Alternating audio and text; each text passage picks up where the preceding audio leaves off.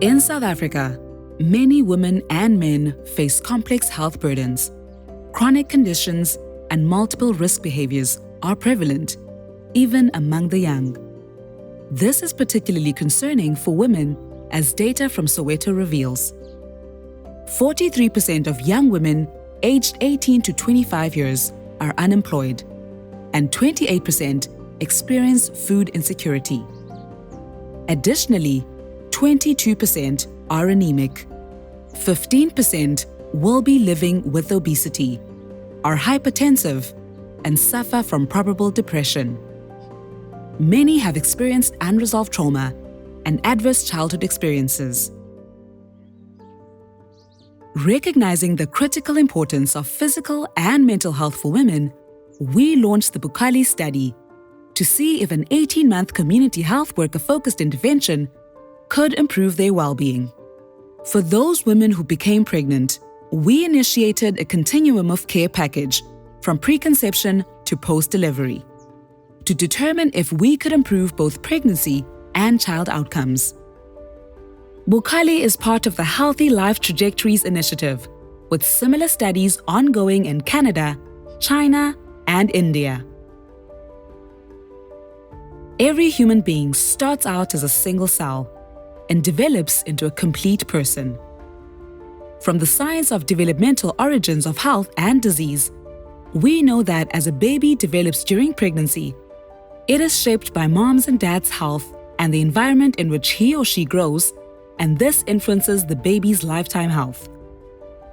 However, most women do not present to their healthcare provider until the second trimester or even mid-pregnancy, so opportunities for interventions during pregnancy are limited.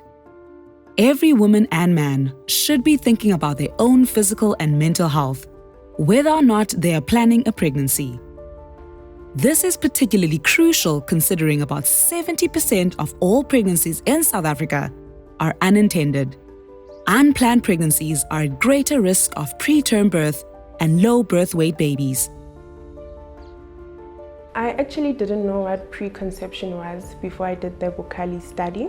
People are just wrapped around this modern fast life that we have, and they actually don't take time to focus on their health.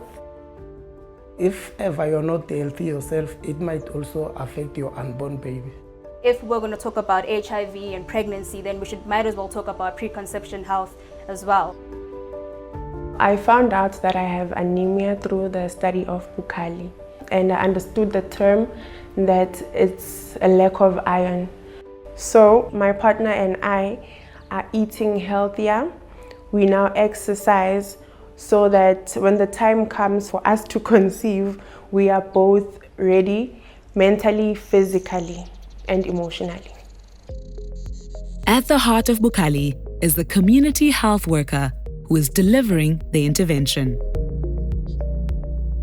So my role as a community health worker is to not only provide information, but as well as support young women in Soweto, helping them change their daily lifestyle to live a better life, so that in the long run they don't end up developing what we call non-communicable diseases.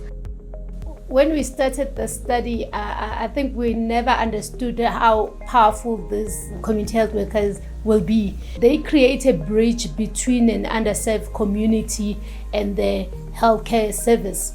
They come with solution on a practical level because they go into this community, and most of the time they are from this community.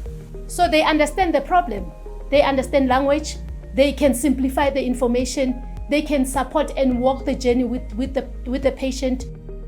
When I joined the study, my facilitator, Kile, actually encouraged me that I really need to take care of my health, start exercising. I decided that I need to go back to gym and I need to start eating right. And from then to now, I've just been consistent with taking care of my health.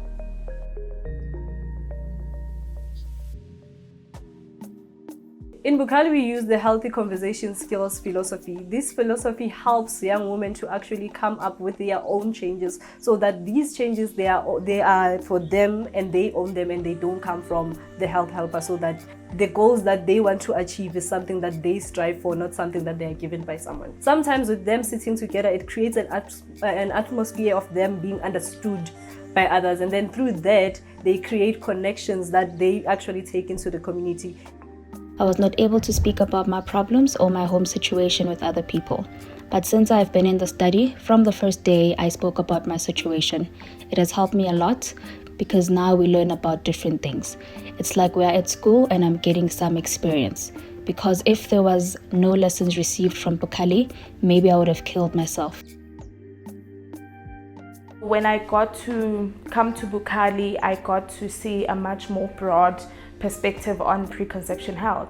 It's advocating for women, and not just women only, but men as well. I received a call from Bukhali study. Before receiving a call, I didn't know anything about preconception, and I never thought it's very much important to know about your health before you can have a baby or before you can plan having a baby.